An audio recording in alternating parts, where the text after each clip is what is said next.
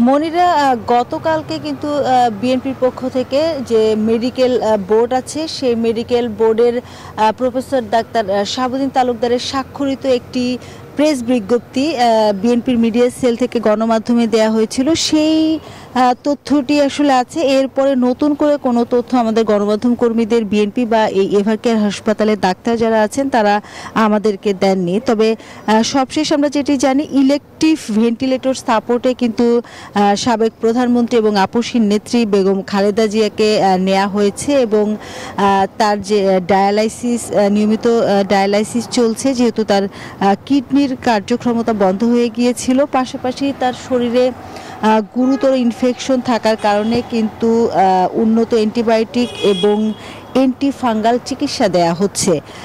এই যে এই মেডিকেল বোর্ড কিন্তু এখনও দেশি বিদেশি যে বিশেষজ্ঞ চিকিৎসক দল তাদেরকে নিয়ে যে মেডিকেল বোর্ড, সেই মেডিকেল বোর্ডই কিন্তু এখনও পর্যন্ত তার নিয়মিত পরীক্ষা নিরীক্ষা করার প্রেক্ষিতেই এই যে কী ধরনের চিকিৎসা দিতে হবে সেটি দেয়া হচ্ছে। এবং গতকালকে গণমাধ্যমে পাঠানো যে বিএনপি মিডিয়া সেল থেকে যে তথ্যটি জানানো হয়েছে, সেই তথ্য অনুযায়ী কিন্তু আমি চিকিৎসার যে সবশেষ অবস্থা যেটা আমরা জানি সেই তথ্যটি আপনাকে দিচ্ছি।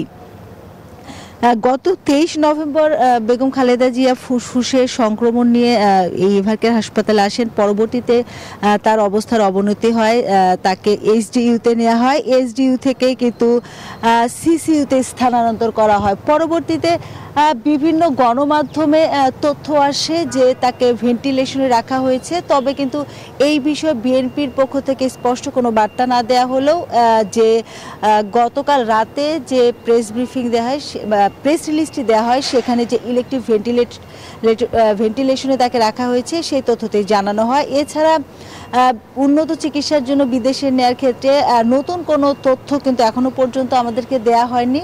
তো মনিরা, এই ছিল আমার কাছে সবশেষ তথ্য। ধন্যবাদ লাবণী আপনাকে।